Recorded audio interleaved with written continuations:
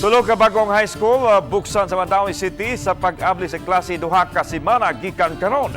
Ang report ni Nico Sereno.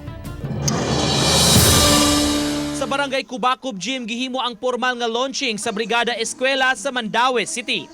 Gipangunayan sa DepEd, mga local officials ug mga stakeholders ang pagtambayayong aron mapreparar ang mga eskwelahan. Ihay mihimo og panaad aron mutabang sa pagpangandam sa umaabot nga school year. Sa pagsusi namo sa Cubacub Elementary School, dunay mga ginikanan nga sayo nang miadto aron makatabang sa pagpanglimpyo.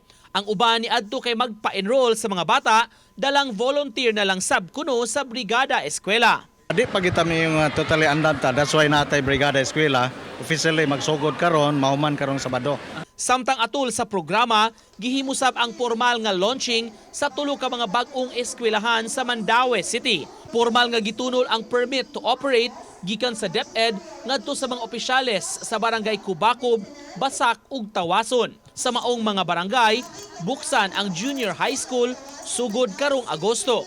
Sa Cubacub gamiton ang bag-ong gitukod nga multi-purpose building ug training center aron himuon nga temporary classroom. Makatabang kini kay niadtong wa pa sila'y high school, ang mga high school students sa Cubacub adto mo enroll sa kanduman nga mga 2 kilometros ang gilayon. Based on experience, kung mahuwat gid ta nga ma-ready ang tanan, di gid ma-materialize ang atong paginalan. Pero ato mangong nakita, ang atong rason nga nung mag-open ta kay tog decongest like puno ang Kanduman High School, puno ang Labugon High School. Nanagyod ang eskwelahan sa Tugkaran.